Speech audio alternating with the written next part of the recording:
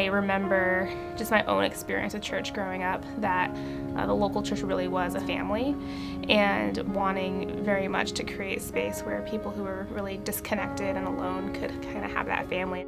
People can hear sermons online without leaving their rooms, but churches call us to get together as people.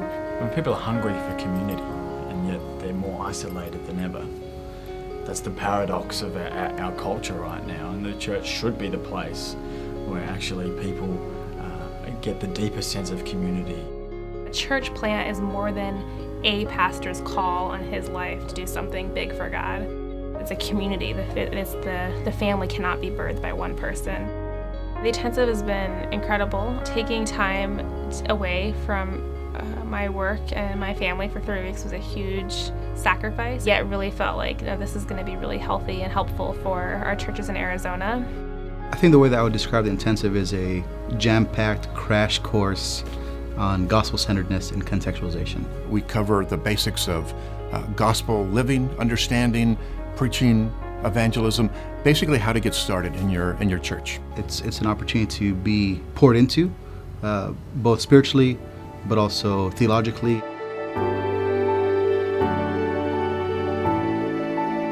I expected it to be more head knowledge rather than heart knowledge. If God's doing stuff in here, then ministry will be an overflow from that. Anyone can get the books and the articles and read them, but to have this space to learn from other planters and to challenge each other.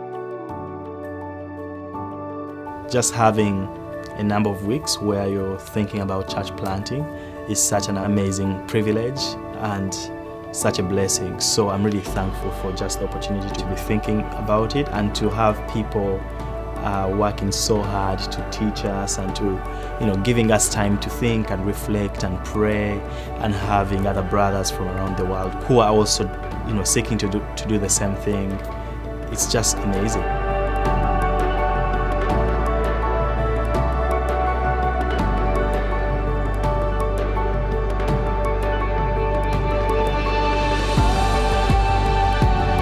It's been really amazing to be a part of an experience with church planters from 6 different continents.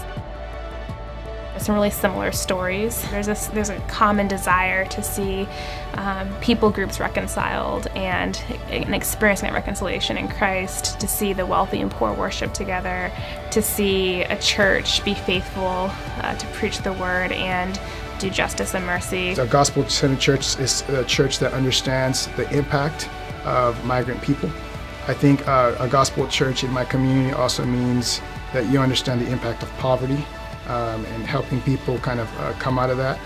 I think people need to know that there's hope, even if their situation at home is very bleak. And so a gospel-centered church, I think, speaks to those realities.